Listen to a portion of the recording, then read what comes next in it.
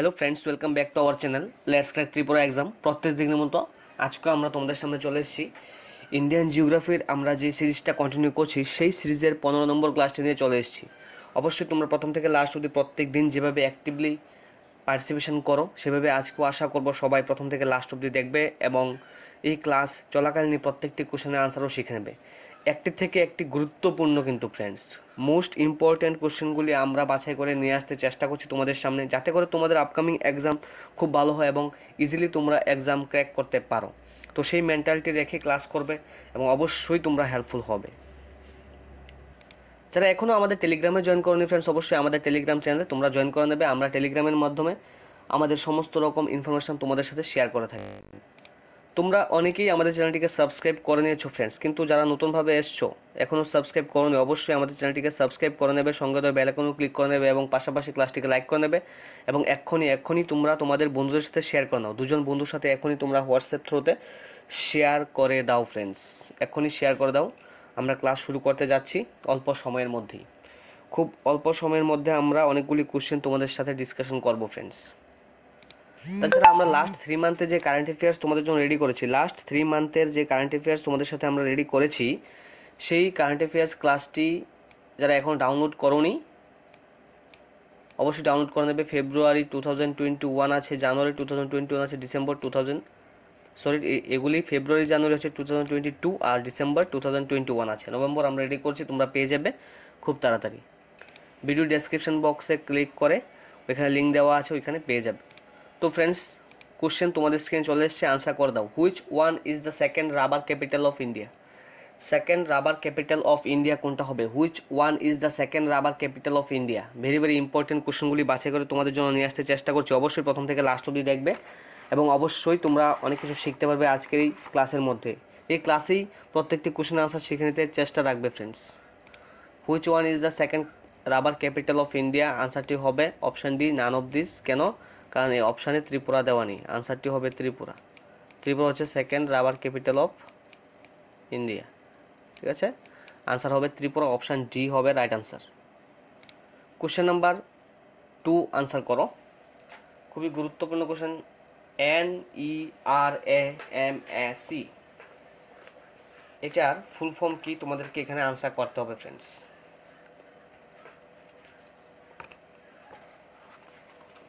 Question number 2, NERAMAC এর full form হবে north east region agri marketing cooperation. Fruit processing যে industry আছে আমাদের ত্রিপুরা রাজ্যে, সেখানে দেখা যায় যে pineapple, jackfruit, orange, coconut, litchi, banana, papaya, guava, ওইগুলিকে সংরক্ষণ করে ওইগুলি থেকে কি করা হয়, ওইগুলি থেকে জুস, মডার্ন পাইনাপেল জুস কিন্তু রেডি করা হয়। এবং এই যে modern pineapple juice concentration plant কিন্তু করা হয়েছে ত্রিপুরা রাজ্যের নালকাটাতে, ধলাই ডিস্ট্রিক্টের নালকাটাতে মডার্ন পাইনাপেল জুস কনসেন্ট্রেশন প্লান্টও করা হয়েছে। এটা হচ্ছে ত্রিপুরার একটা স্মল স্কেল ইন্ডাস্ট্রিয়াল কোঅপারেশন লিমিটেডের উদ্যোগে এটা করা হয়েছে ফ্রেন্ডস। এবং এই যে NERAMAC এটা হচ্ছে গভর্নমেন্ট অফ ইন্ডিয়ার মার্কেটিং একটা অর্গানাইজেশন। গভর্নমেন্ট অফ ইন্ডিয়ার মার্কেটিং অর্গানাইজেশন হচ্ছে NERAMAC। ফুল ফর্ম কি? North east region agri marketing cooperation. Question number 3 এখন তোমরা আনসার করো। Dash has been declared as thirst sector in the state of Tripura. Thirst sector, Tripura কোন সেক্টরটাকে thirst sector বলা হয়? ফুড প্রসেসিং সেক্টরকে, এগ্রিকালচার সেক্টরকে, ন্যাচারাল রাবার সেক্টরকে, নাকি নান অফ দিস? কোনটাকে এখানে বলা হচ্ছে যে থার্স্ট সেক্টর?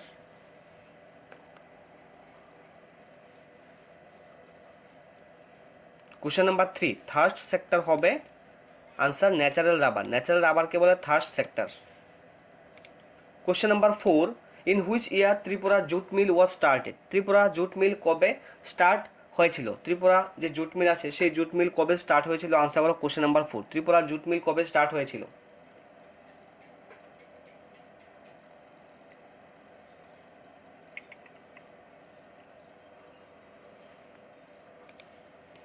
যারা এখন লাইক করেনি আমাদের এই ক্লাসটিকে অবশ্যই ফ্রেন্ডস তোমরা লাইক করে নেবে। কোশ্চেন নাম্বার 4 আনসারটি হবে অপশন সি 1976 এ ত্রিপুরা জুট মিল চালু হয়েছিল।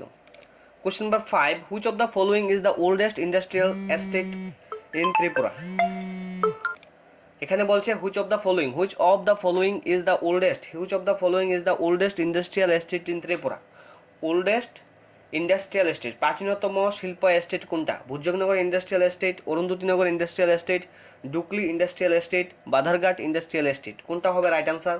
তোমরা লাইভ চ্যাট বক্সে সবাই জানিয়ে দাও ফ্রেন্ডস। খুবই গুরুত্বপূর্ণ কোশ্চেনগুলি ত্রিপুরা থেকে নিয়ে আসছি।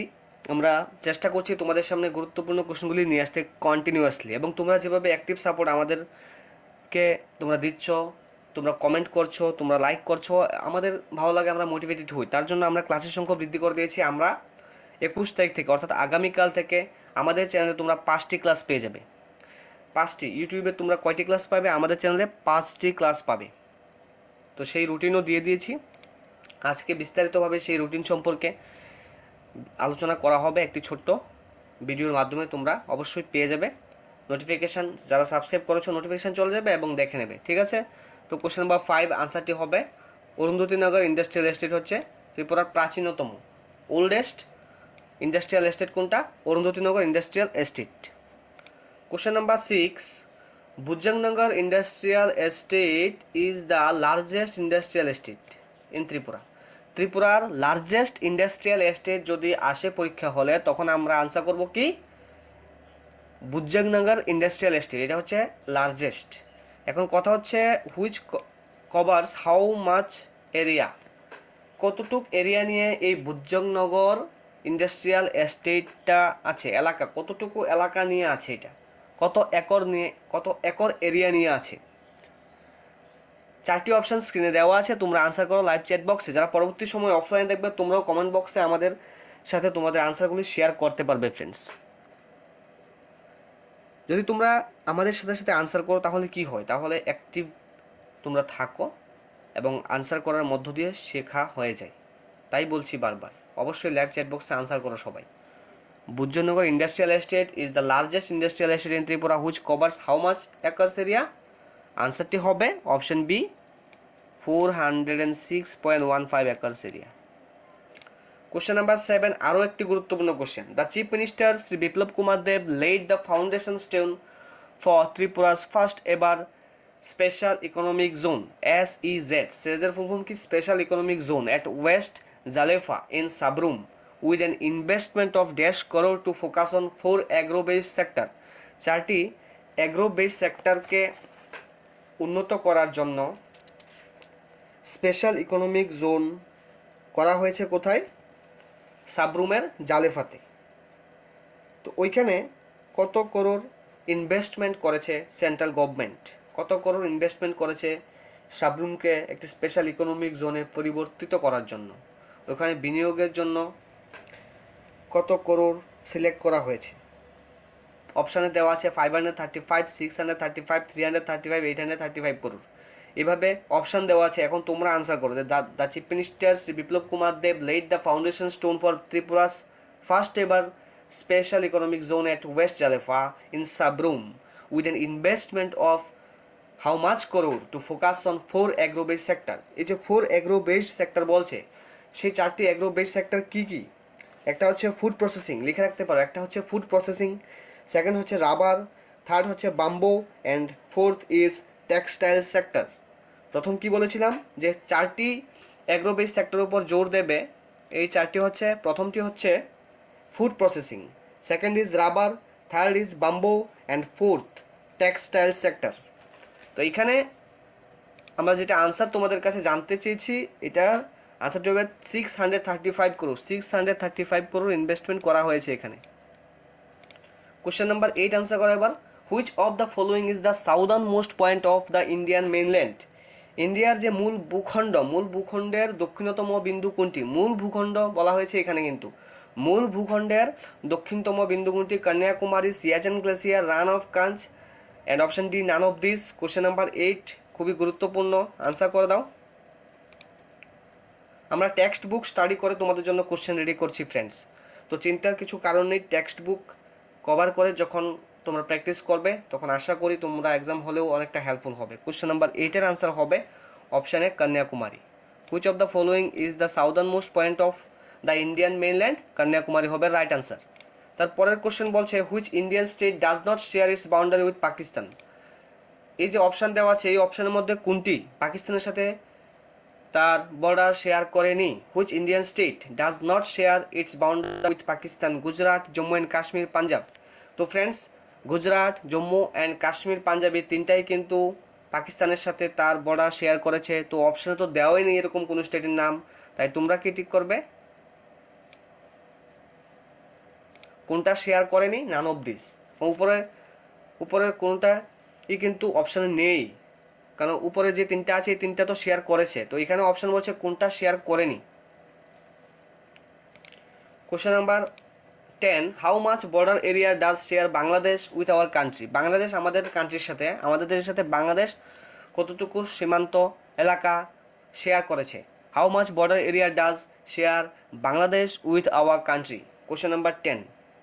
কোশ্চেন নাম্বার 10-এ আনসার হবে option B 4,096 kilometre. 4,096 kilometre area Bangladesh তার সীমানা ভাগ করেছে, বাউন্ডারি এরিয়া ভাগ করেছে ইন্ডিয়ার সাথে। কোশ্চেন নাম্বার 11 আনসার করো Mahavir national park. Mahavir national park situated in which state of India? Mahavir national park ইন্ডিয়ার কোন স্টেটে আছে? Mahavir national park, Mahavir national park ইন্ডিয়ার কোন স্টেটে আছে? আনসার করো Mahavir national park. Mahavir national park ইন্ডিয়ার কোন স্টেটে আছে? আনসার করো Mahavir national park. Mahavir national park ইন্ডিয়ার কোন স্টেটে আছে? Question number 11। Mahavir national park ইন্ডিয়ার কোন স্টেটে আছে? কোশ্চেন নাম্বার 11-এর আনসারটি হবে অপশন ডি গোয়া। গোয়াতে মহাবীর ন্যাশনাল পার্ক আছে। কোশ্চেন নাম্বার 12 করো which national park is very special for Kashmiri stag? Kashmiri স্টেকের জন্য কোন ন্যাশনাল পার্কটি খুবই বিখ্যাত? কাশ্মীরি স্টেকের জন্য বিখ্যাত। Which national park is very special for Kashmiri stag? Question number 12-এর আনসারটি হবে option B Dachigam. Dachigam national park, Dachigam যে ন্যাশনাল পার্ক যেটা শ্রীনগরে আছে ওইটা কাশ্মীরি স্টেকের জন্য বিখ্যাত। কোশ্চেন নাম্বার 13 আনসার করো খুবই গুরুত্বপূর্ণ, mention the literacy rate of Kerala according to 2011 census. 2011 census অনুসারে 2011-এ আমাদের দেশের লাস্ট সেন্সাস হয়েছে, তো 2011-এর সেন্সাস অনুসারে বলছে কেরালার লিটারেসি রেট কত ছিল, এখানে আমাদেরকে বের করতে বলেছে। Kerala literacy rate according to 2011 census কেরালার লিটারেসি রেট কত ছিল?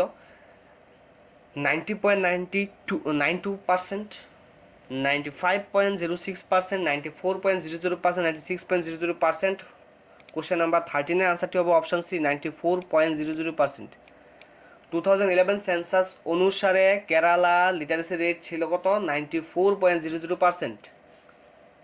কোশ্চেন নাম্বার 14 আশা করি সবাই পারবে, খুবই ইজি কোশ্চেন তোমাদের জন্য। ন্যাশনাল ইউথ ডে কবে অবজার্ভ করি আমরা? ন্যাশনাল ইউথ ডে কবে অবজার্ভ করি? ন্যাশনাল ইউথ ডে আমরা কবে অবজার্ভ করি? আনসার করে দাও। ন্যাশনাল ইউথ ডে আমরা কবে অবজার্ভ করি? 12 জানুয়ারি। 12 জানুয়ারিতে আমরা ন্যাশনাল ইউথ ডে অবজার্ভ করি। কোশ্চেন নাম্বার 15 আনসার করো all India radio Agartala centre started functioning from. All India radio যে আগরতলা কেন্দ্র আছে ওইটা কবে থেকে কাজ করা শুরু করেছে? অল ইন্ডিয়া রেডিও আগরতলা যে সেন্টারটা আছে ওই সেন্টারটা কবে থেকে তার কাজ করা শুরু করেছে? 1957, 1967, 1972 and option D none of this. Question number 15 answer করে দাও সবাই লাইভ চ্যাট বক্সে। ফ্রেন্ডস লাইভ চ্যাট বক্সে সবাই আনসার করে দাও question number 15।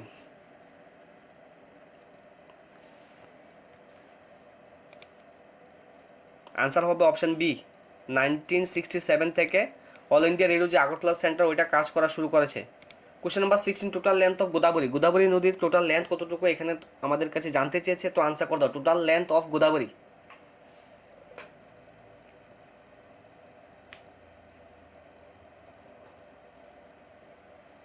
Total length of Godavari question number 16 আনসারটি হবে option A 1465 kilometre. Question number 17 which one is the right bank tributary of river Yamuna. Yamuna নদীর ডান তীরের উপনদী কোনটি? Tons, Hindan, Betwa, option D none of this. Question number 17-এর আনসারটি হবে অপশন সি বেতোয়া। যমুনা নদীর ডান তীরের যে ট্রিবিউটারি আছে ওইটার নাম হচ্ছে বেতওয়া। কোশ্চেন নাম্বার 18 আনসার করো। Similipal wild life century, Similipal wild life century is situated in which state? কোন অভয়ারণ্যটি আছে ওয়াইল্ড লাইফ সেঞ্চুরিটি আছে, সিমলিপাল ওয়াইল্ড লাইফ সেঞ্চুরিটি কোন স্টেটে আছে? উড়িষ্যা, ওয়েস্ট বেঙ্গল, কেরালা, কর্ণাটকা। তোমরা লাইভ চ্যাট বক্সে সবাই জানিয়ে দাও সিমলিপাল ওয়াইল্ড লাইফ সেঞ্চুরিটি কোন স্টেটে আছে, আনসারটি জানিয়ে দাও তোমরা। 18 আনসার হবে উড়িষ্যা রাজ্যে সিমলিপাল ওয়াইল্ড লাইফ সেঞ্চুরিটি আছে, উড়িষ্যা রাজ্যে আছে। কোশ্চেন নাম্বার 19 আনসার করে। এখন 19 বলছে Nanda Devi biosphere reserve, Nanda Devi biosphere reserve located in which state? Nanda Devi biosphere reserve কোন স্টেটে আছে? নন্দা দেবী বায়োস্ফিয়ার রিজার্ভ কোন স্টেটে আছে? তো ফ্রেন্ডস আগামীকাল থেকে তোমরা আমাদের চ্যানেলে 5টি করে ক্লাস পাবে, সকাল 7টা, সকাল 8টা, বিকেল 3টা, বিকেল 5টা, রাত 8টা, এভাবে 5টি ক্লাস পাবে। আজকে ছোট্ট একটি ভিডিওর মাধ্যমে সেই ক্লাস সম্বন্ধে সমস্ত আমাদের যে প্ল্যান তোমাদের সামনে নিয়ে আসতে চলছি আগামীকাল থেকে, ওইটা সম্বন্ধে বিস্তারিত আলোচনা করা হবে ছোট্ট একটি ভিডিওর মাধ্যমে। অবশ্যই তোমরা নোটিফিকেশন পেয়ে যাবে। যারা এখন সাবস্ক্রাইব করে নেবে, যারা এখন আমাদের এই ছোট্ট ক্লাসটিকে এখনও লাইক করনি, ছোট্ট কিন্তু ইনফরমেটিভ আমরা মনে করি, তো অবশ্যই লাইক করে নেবে। কোশ্চেন নাম্বার 19 আনসারটি হবে অপশন বি, উত্তরাখণ্ড রাজ্যে আছে Nanda Devi biosphere reserve. Question number 20, the first nuclear power plant with a capacity of 320 MW megawatt was set up at? প্রথম নিউক্লিয়ার পাওয়ার প্ল্যান্ট যেটা 320 মেগাওয়াটে সেট আপ করা হয়েছিল, এটা কোথায় করা হয়েছিল? Kaiga Karnataka, Kanpur Maharashtra, Tarapur Maharashtra. Option D none of this. Question number 20 answer করে দাও। কোশ্চেন নাম্বার 20 আনসারটি হবে অপশন সি, তারাপুর মহারাষ্ট্র। তো ফ্রেন্ডস, যারা এখনও সাবস্ক্রাইব করনি অবশ্যই সাবস্ক্রাইব করে নেবে, সঙ্গে তো বেল আইকনও ক্লিক করে নেবে। যারা লাইক করনি এখন লাইক করে নেবে, অ্যান্ড অবশ্যই বন্ধুর সাথে শেয়ার করে নেবে। আগামীকাল থেকে তোমরা রেডি থাকো, আগামীকাল থেকে অনেকগুলি ক্লাস আমরা করতে যাচ্ছি তোমাদের সাথে, ঠিক আছে? সবাই ভালো থাকবে, সুস্থ থাকবে। তোমরা তোমাদের মূল্যবান সময় আমাদের সাথে শেয়ার করেছো বলে তোমাদেরকে অসংখ্য ধন্যবাদ ফ্রেন্ডস। সবাই ভালো থাকবে, সুস্থ থাকবে।